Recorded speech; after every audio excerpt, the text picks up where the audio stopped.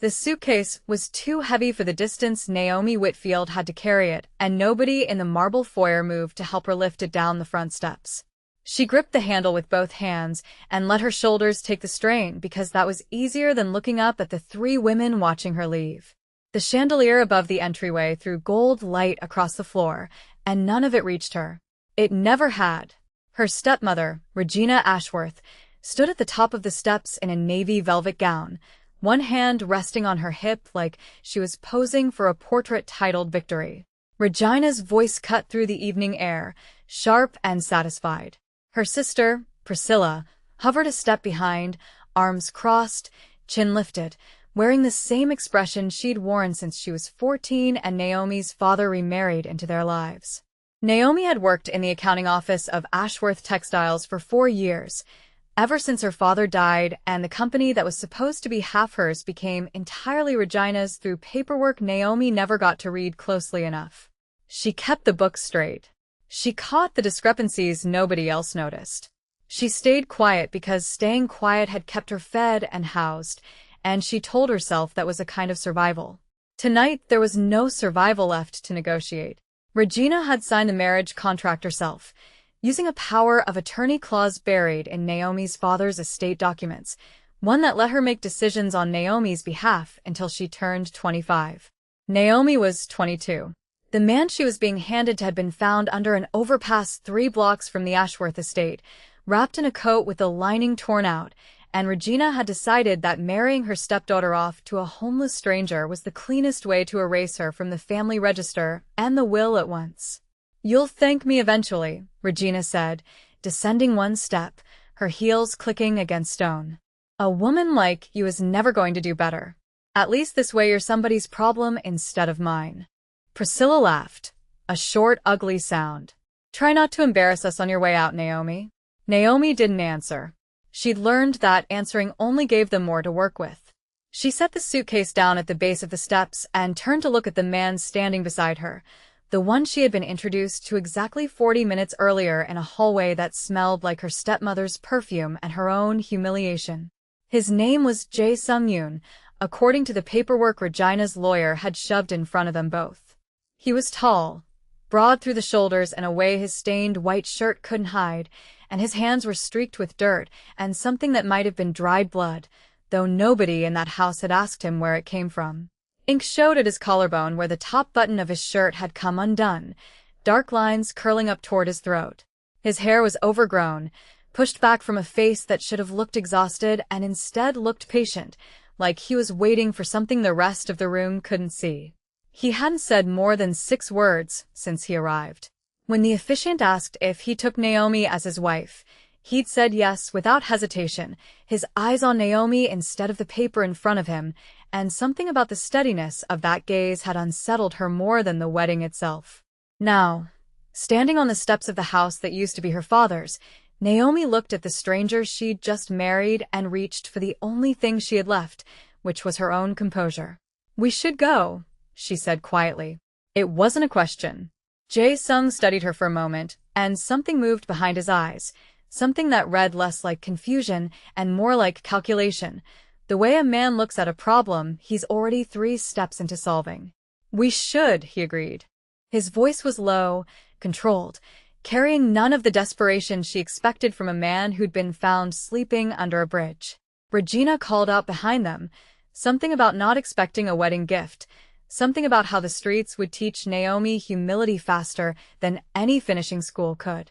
Naomi didn't turn around. She picked up the suitcase again, and this time Jae Sung's hand closed over the handle beside hers, not asking permission, simply taking half the weight. "You don't have to do that," she said. "I know," he said, and that was all. They walked down the long gravel drive together, the mansion's lights shrinking behind them, and Naomi realized somewhere between the gate and the road that she had no idea where they were supposed to sleep that night, and that the man beside her hadn't asked either, as if the question didn't concern him the way it should have concerned a man with nothing. That was the first thing that struck her as strange. It would not be the last. A black sedan was waiting at the end of the road, parked half-hidden beneath the shadow of an oak tree, and when Jae Sung lifted his hand, the driver's door opened before either of them said a word. Naomi stopped walking. She looked at the car, then at the man beside her, dirt still crusted along his jaw, and something in her chest went very still and very cold. "You weren't homeless," she said.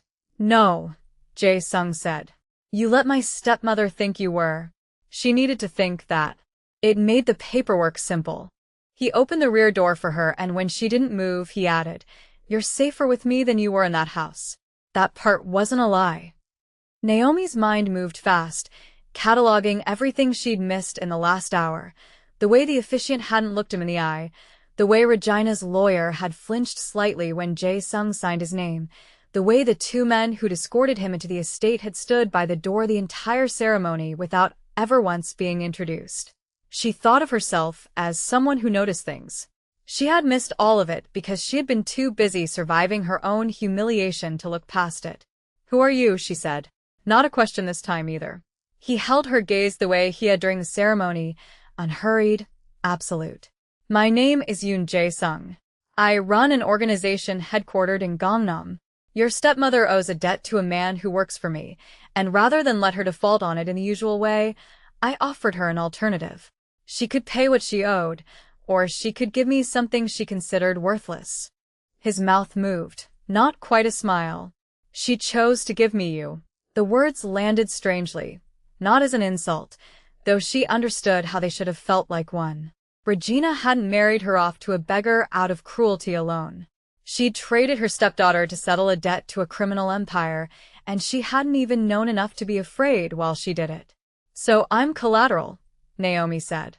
"You're my wife," Jae-sung said. "Legally, publicly, permanently, until I decide otherwise. What that means for you depends on choices we haven't made yet." He gestured again toward the open door. "It's cold. We can finish this conversation somewhere that isn't a public road." She got in the car. Later she would try to explain to herself why she trusted a stranger who had just confessed to running a criminal empire more than she trusted the family she'd grown up beside, and the only answer she ever landed on was that Regina had spent 9 years teaching her what real danger looked like when it wore expensive perfume and called it self-love, and Jae-sung, for all his blood-streaked hands, hadn't lied to her once since they met. The car pulled away from the estate, past the gates, past the hedge line Naomi had helped trim as a teenager during a summer when her father was still alive and the house still felt like it belonged to her. She watched it disappear in the side mirror and felt nothing that resembled grief. She had grieved that house a long time ago, back when her father's casket was lowered into the ground and Regina wore red to the funeral because black, she claimed, washed her out. Jae-sung sat across from her, his elbow on the window ledge, watching the city lights change from residential gold to the colder white of downtown towers. "You have questions," he said. "More than you have time for tonight." "I have time," he said.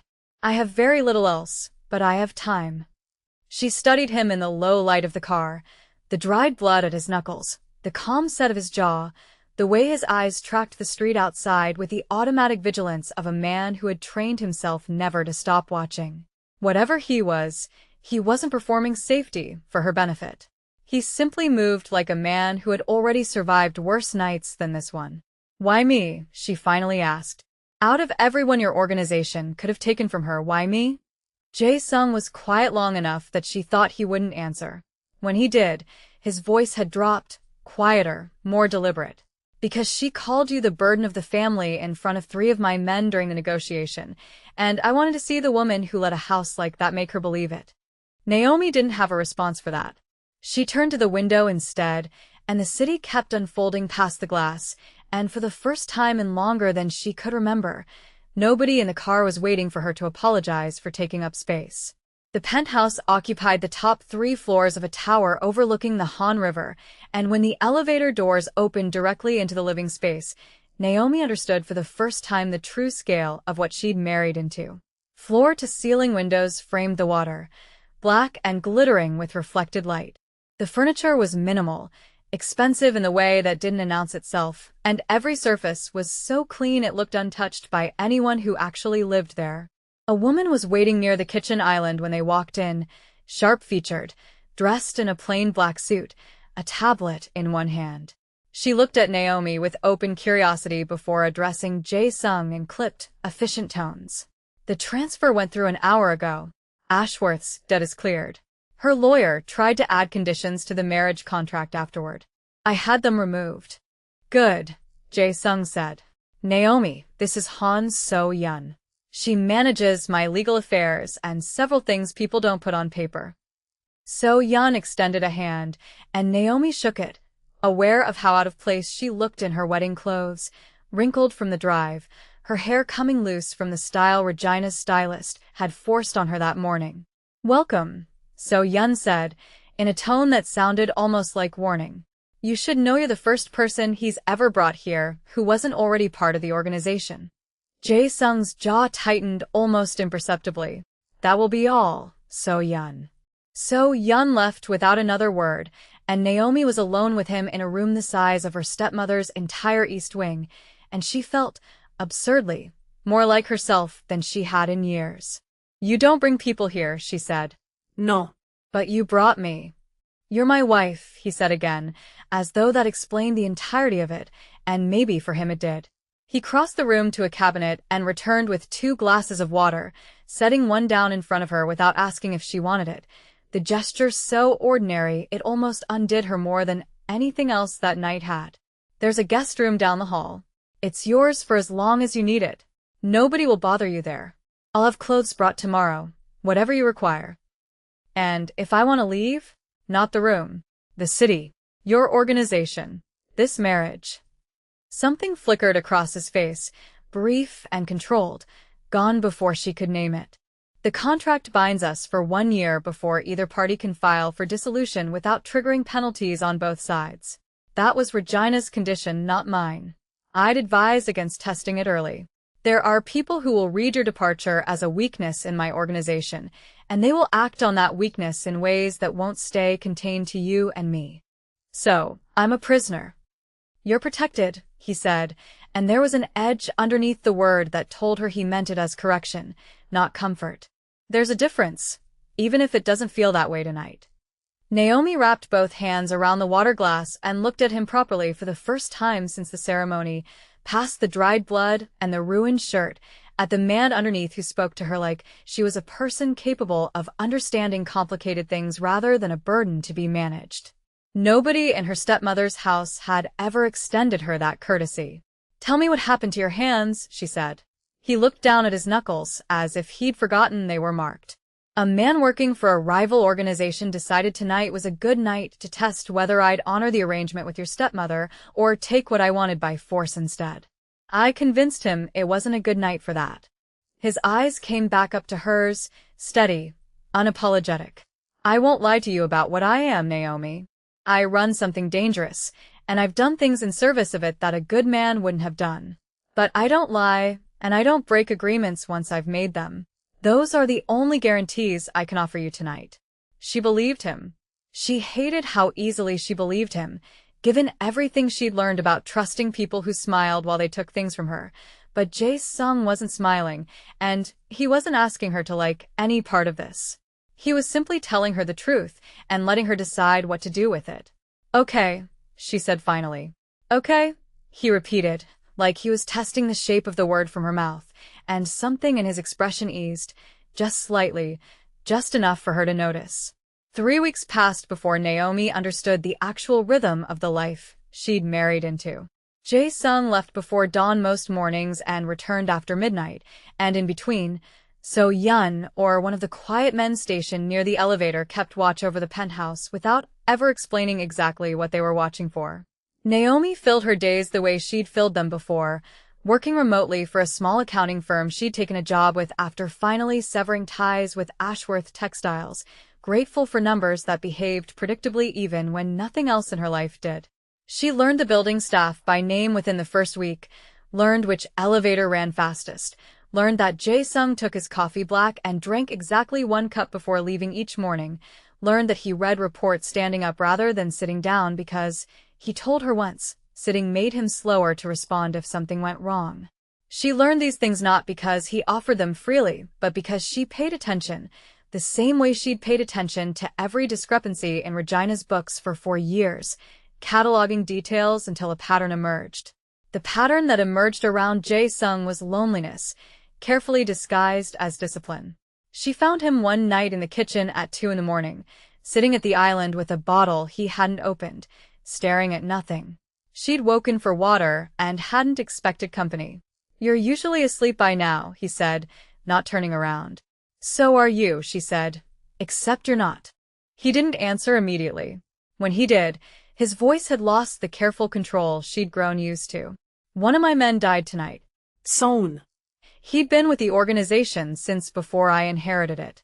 He had a wife who's going to bury him this week, not knowing the real reason he's gone, because the truth would put a target on her too. Naomi pulled out the stool across from him and sat, not touching him, not offering the kind of hollow comfort she'd learned to distrust from people who use sympathy as a performance. "Tell me about him." Jae-sung looked at her like the question surprised him. "Why?" "Because you're sitting alone with a bottle you're not drinking, and that usually means there's something you need to say out loud to someone who isn't going to report it back to your organization." Something shifted behind his eyes, the kind of recognition that comes from being seen accurately for the first time in a long while. He talked for almost an hour, about Sang-hoon's terrible sense of humor, about the year the man had spent teaching a much younger Jae-sung how to read a room full of liars, about the debt Jae-sung felt he could never fully repay because the organization had cost Sang-hoon everything eventually, the way it cost everyone eventually. "There was a woman before you," he said eventually, quieter now, the confession arriving sideways, the way true confessions usually did. "Her name was Yuna. She wasn't part of this world, same as you weren't. I thought I could keep the two halves of my life separate for her sake. I was wrong. A rival faction found out what she meant to me and used her to send a message. I got there 4 minutes too late." Naomi didn't reach for him. She understood, somehow, that reaching for him now would collapse something he needed to say standing at a careful distance from her. "That's why you told me I was protected instead of promising I was safe." "Safe was a promise I already broke once," he said. "I don't make it twice." The silence between them afterward wasn't empty. It carried the weight of everything he just handed her, fragile and unfamiliar, and Naomi understood without being told that very few people in his life had ever been trusted with it. "Thank you," she said, "for telling me." He looked at her for a long moment, something unreadable moving behind his eyes, and for the first time since the wedding, Naomi felt the air between them change temperature, charged in a way neither of them acknowledged out loud. The rival faction responsible for Sang-hoon's death called themselves the Biko Line, run out of a shipping operation on the western edge of the city, and within a month of that conversation in the kitchen, Naomi learned exactly how far they were willing to go to destabilize Jae-sung's organization. She was leaving the accounting office on a Tuesday evening when a man fell into step beside her on the sidewalk, close enough that she felt the wrongness of it before she registered his face. "Mrs. Yoon," he said, using the name with a mockery that made her skin crawl. "Your husband owes my employer a territory he's had no right to for 6 years. You're going to help us collect." Naomi's training kicked in before her fear did, the same instinct that had taught her to keep her expression neutral through 9 years of Regina's cruelty. She didn't slow down, didn't let her voice shake. "I don't know anything about his business." "You don't have to know anything," the man said. "You just have to come with me." His hand closed around her wrist, and Naomi did the only thing she could think to do, which was scream loud enough to draw the attention of the security guard posted outside the bank 2 doors down, a man she'd nodded to every morning for 3 weeks without ever expecting to need him. The guard moved fast, closing the distance, and in the chaos of his approach Naomi wrenched her wrist free and drove her elbow backward into the man's ribs with every ounce of force she had, a motion she remembered from a self-defense class she'd taken years ago and never once thought she'd use. The man staggered, cursed, and disappeared into the crowd before the guard could reach him, but the message had been delivered regardless. Naomi called So-yeon from the back of the bank lobby, her hands shaking now that the adrenaline was draining out of her, and within 12 minutes a car was outside waiting to take her home. Jae-sung was already at the penthouse when she arrived, which told her how fast word traveled in his world. He crossed the room the moment the elevator opened and took her face in both hands, tilting it toward the light, checking for injuries with a focus so intense it bordered on violence held perfectly in check. "I'm fine," she said. "I got away." "You shouldn't have had to," he said, and his voice carried something raw underneath the control, something that sounded, for the first time, like fear. "This is exactly what I warned you about. They will use you to reach me, and I cannot promise every attempt ends the way this one did." "Then let me help instead of just protecting me from a distance," she said. "I noticed things today. I noticed his shoes were wrong for the neighborhood, that he had a security badge clipped inside his jacket that didn't match any building near my office. I'm not helpless, Jae-sung. I catch discrepancies for a living. Let me use that instead of locking me in a tower and hoping the enemy gets bored." He studied her, something shifting behind his eyes, calculation giving way to something that looked almost like respect. "So Yun runs financial tracing on the Biko Line's front companies. If you're serious, she could use someone who thinks the way you do." "I'm serious," Naomi said. That night, after So Yun had come and gone with a folder of shell company documents Naomi had already started sorting through, Jae-sung found her at the kitchen island again, papers spread in front of her, a highlighter in hand instead of a bottle she wasn't drinking. "You didn't have to say yes to this," he said. "Neither did you," she said, "but you did, because you saw I could actually help instead of deciding for me what I was capable of." She looked up at him. "That's more than anyone in my family ever did." He didn't answer with words. He reached out and tucked a loose strand of hair behind her ear, a gesture so small and so careful it barely qualified as touch at all, and Naomi felt it land somewhere far deeper than her skin. Working the financial trail through the Biko Line shell companies became Naomi's second job in every sense but salary, and within 2 weeks, she found what So Yun's team had missed entirely, a pattern of invoices routed through a logistics company that shared an address with a restaurant Regina Ashworth had quietly invested in the year before Naomi's father died. The discovery landed in her stomach like a stone. Her stepmother wasn't simply a woman who'd sold off an inconvenient stepdaughter to settle a debt. She'd been doing business with the very organization now trying to tear Jae-sung's empire apart. She brought the documents to Jae-sung directly, laying them across his desk in the private study he rarely let anyone enter. "Regina isn't just connected to the Biko Line through the debt you collected," she said. "She's been laundering money through their logistics front for at least 3 years. I think that's the actual reason she was so eager to marry me off quietly. She needed the debt gone before someone came looking for the paper trail underneath it." Jae-sung went very still. The particular stillness Naomi had learned meant he was recalculating everything he thought he understood. "This changes the shape of the threat considerably. If Regina has been feeding them information about my organization in exchange for cover on her own operation, that means she's had access to details about you long before the wedding. Where you work, your routine, the route you walk home. She sold me to men who were already planning to use me," Naomi said, the realization settling cold and clear. "The wedding wasn't mercy or convenience. It was a delivery." "I need you to stay here until we resolve this," Jae-sung said. "Not the guest room. Not down the hall where I can't reach you fast enough if something goes wrong. Here, close, where I can put my body between you and anything that comes through that door." "That's not protection," Naomi said. "That's a cage with better furniture." "Then call it whatever you need to," he said, "but I am done losing people I could have kept safe if I'd been willing to hold on tighter." The confession sat between them, larger than either of them had meant it to be, an admission that reached backward into the grief he'd carried since Yuna and forward into whatever this marriage had quietly become. Naomi crossed the study and stood close enough to feel the heat radiating off him, close enough that neither of them could pretend the distance between them was still comfortable or strategic. "I told myself staying here was survival," she said, "because that felt safer than admitting anything else. I was lying to myself." Jae-sung's hand came up to rest against her jaw, thumb brushing along her cheekbone with a gentleness that felt entirely at odds with the blood he'd had on his knuckles the night they met.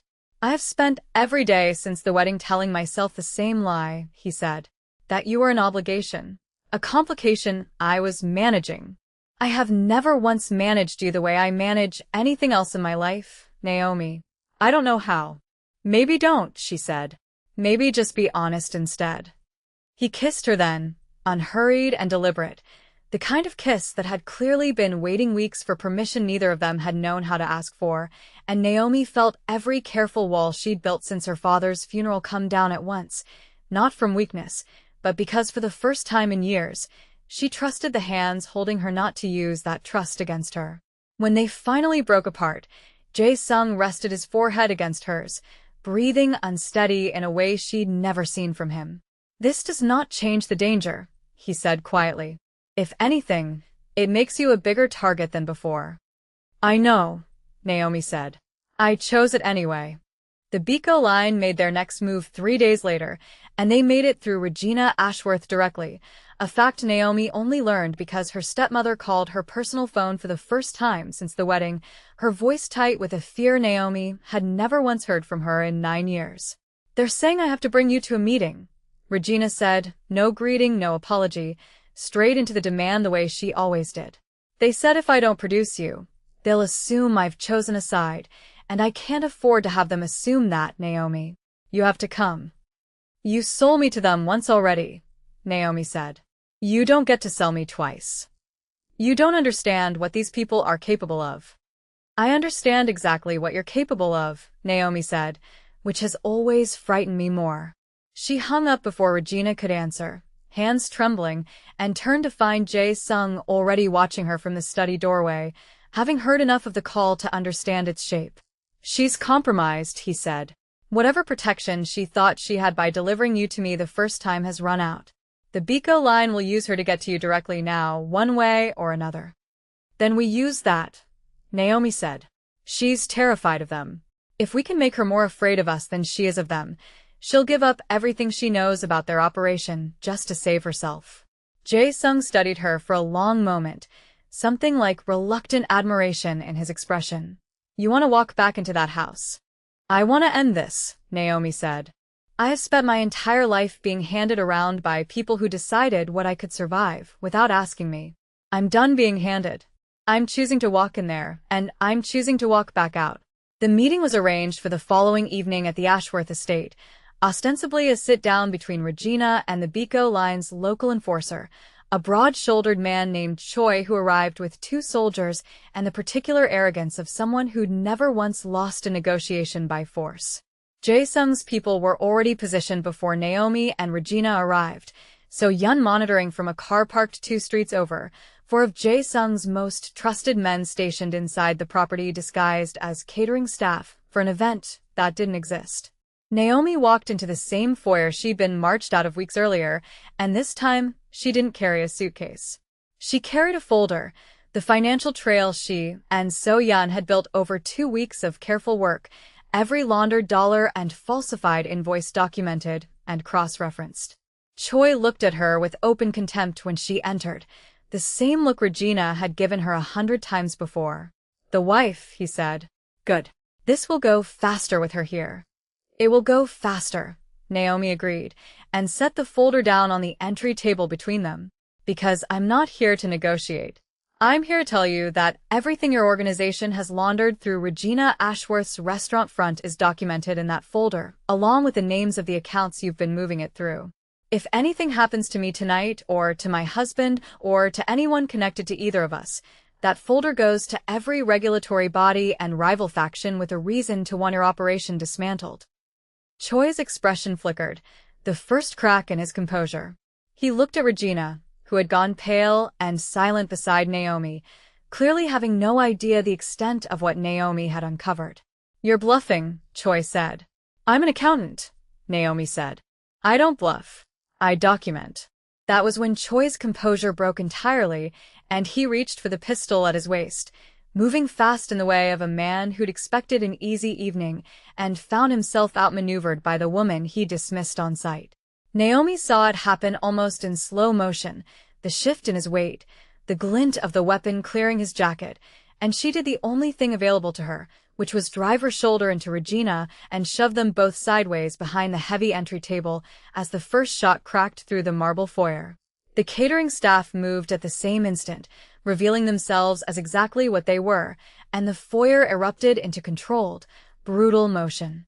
Jae-sung came through the front doors seconds later, having been positioned just outside for precisely this possibility, and Naomi watched him cross the room toward Choi with a focus that made the air feel thinner, his movements economical and certain, nothing wasted, nothing hesitant. It was over in under a minute, Choi disarmed and on the ground, his soldiers subdued by Jae-sung's men before either of them could reach for a second weapon. Naomi got to her feet from behind the table, checking Regina beside her, who was shaking but unharmed, and looked up to find Jae-sung already moving toward her, something raw and unguarded on his face that she had never seen from him before, not even in the kitchen at 2 a.m, not even after the kiss in his study. "You could have been killed," he said, his hands framing her face again, the same gesture from weeks before, except now it carried none of the careful restraint. "You walked in here knowing that was possible." "I walked in here because I trusted you'd be exactly where you said you'd be," Naomi said. "I wasn't alone in that risk. I chose it with you." Choi, still on the ground with a soldier's boot planted between his shoulder blades, spat toward Jae-sung. "This changes nothing. There are others. The Biko line does not end with one meeting." "No," Jae-sung agreed, crouching down to look the man directly in the eye, his voice dropping into something quiet and absolute that made even Naomi's skin prickle. "But it ends with you telling every remaining lieutenant in your organization that the woman you just tried to kill is under my protection, and that the price of testing that protection again is considerably higher than whatever debt you think Regina Ashworth still owes you." He straightened, looking toward So-yeon, who had entered behind the last of the soldiers. "Take him." "I want everything he knows before morning." Regina, still on the floor, looked up at Naomi with an expression Naomi had never once seen on her stepmother's face in 9 years of living under her roof.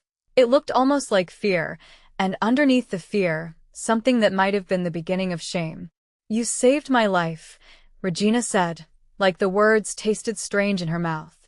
"I saved my own," Naomi said. "You were just standing close enough to benefit from it." She looked around the foyer, at the chandelier still burning gold overhead, at the house that used to feel like the entire boundary of her world, and felt nothing pull her back toward it anymore. "The debt is settled tonight. Whatever you owed the Biko line, whatever leverage you thought you had over me, it ends here. I won't be coming back to this house again." She turned and walked toward Jae-sung, and this time when he took her hand, it wasn't half of a suitcase's weight he was sharing. It was something steadier, something neither of them had a name for yet, though both of them understood exactly what it meant. 3 months later, the penthouse looked different in ways Naomi hadn't expected to notice until they'd already happened. There were books on the shelves now that belonged to her, a blanket thrown over the back of the couch in a color Jae-sung would never have chosen for himself, a second coffee cup that had become simply his without either of them discussing when that happened. So-yeon's financial trail through the Biko line's remaining fronts had led to the quiet, thorough dismantling of the organization's Western operation, a process Naomi had a direct hand in from the first spreadsheet to the last. Regina Ashworth had been eased out of Ashworth Textiles entirely, her remaining assets seized to cover the debts she'd spent years hiding, and though Naomi felt no triumph in watching that particular reckoning unfold, she felt no grief either, only the quiet closing of a door she no longer needed open.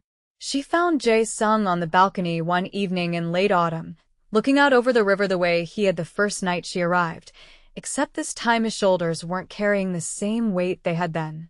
She came to stand beside him, and he reached for her hand without looking, the gesture so natural now it barely registered as remarkable, though it had once been the single most unsettling thing she'd ever felt. "Sang-hoon's wife asked me to speak at the memorial dinner next month," he said. "A year ago, I would have declined.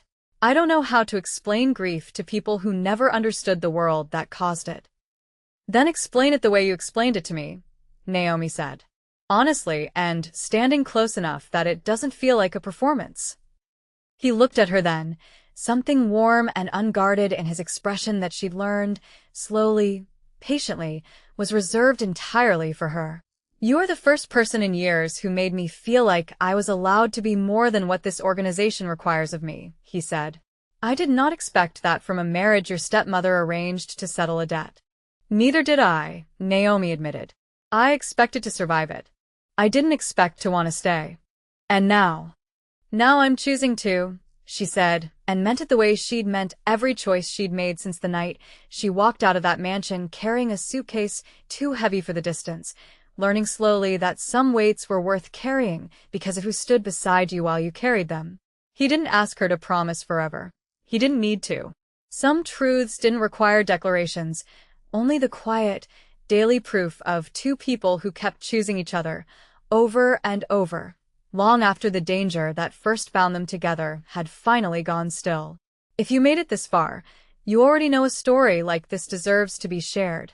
Tell me in the comments which moment hit you hardest, and if you want more stories like Naomi's, make sure you're subscribed, because there's another one waiting for you very soon.